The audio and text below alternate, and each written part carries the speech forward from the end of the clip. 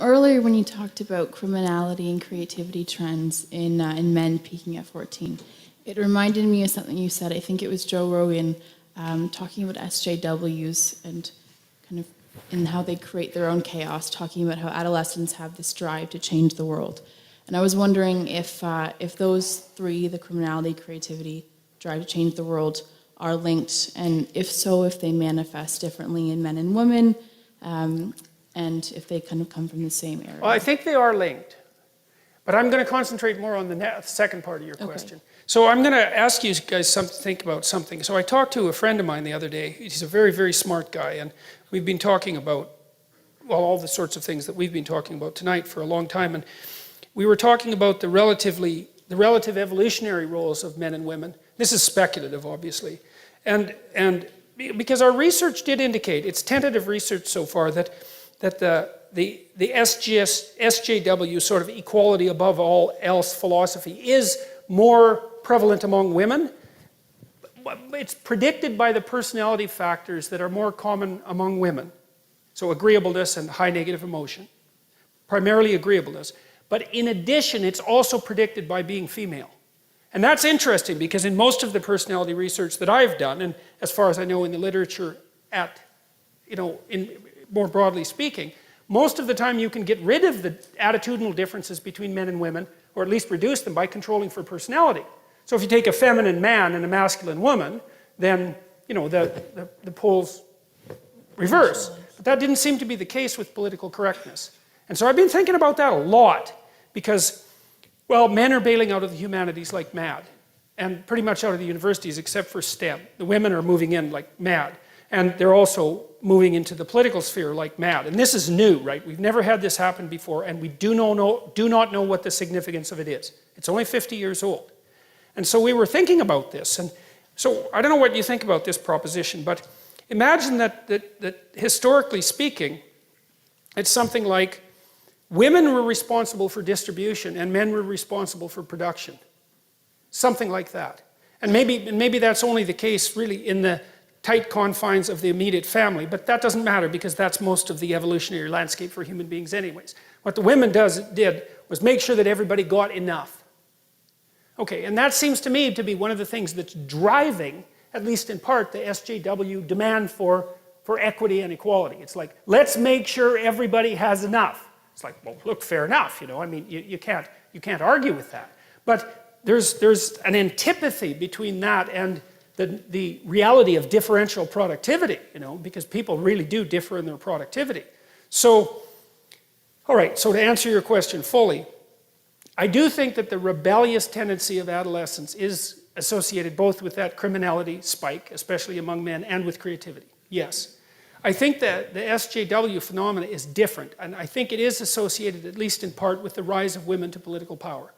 And we don't know what women are like when they have political power, because they've never had it. I mean, there's been queens, obviously, and that sort of thing. There's been female authority figures, and females have wielded far more power historically than feminists generally like to admit. But this is a different thing, and we don't know what a truly female political philosophy would be like. But it might be, especially if it's not been well examined and it isn't very sophisticated conceptually. It could easily be, well, let's make sure things are distributed equally. Well, yeah, but sorry, that's just not going to fly. Do you think in terms of the West with SJWs, and you talked about last lecture as well, creating chaos when there is none, otherwise it'd be static, do you think there would be any validity in saying that in a country like Canada where we're pretty gender equal, is there any merit to thinking SJWs are trying to create chaos even when there arguably is none on a mass level? Obviously there's still problems. Why would they do that? Otherwise it would be static, and that drive. Well, it wouldn't, but I'm just wondering. So I read this quote once, and I don't remember who said it. It might have been Robert Heinlein, for crying out loud, science fiction author. That springs to mind, but it probably wasn't. And the proposition was that men tested ideas and that women tested men. And I kind of like that. There's something about that, And now, obviously, it's an overgeneralization, but we also don't know to what degree women test men sheerly through provocation. It's a lot, because if you want to test someone, you don't have a like little conversation with them. Like you poke the hell out of them and you say, okay, like I'm gonna like go after you and see where your weak spots are. And it seems to me that in this constant protest and use of shame and all of that goes along with this sort of radical movement towards egalitarianism, that there's a tremendous amount of provocation. And God, I'm going to say this too, even though I shouldn't. But I don't believe this, but I'm trying to figure it out. You know, I thought it was absolutely comical when 50 Shades of Grey came out.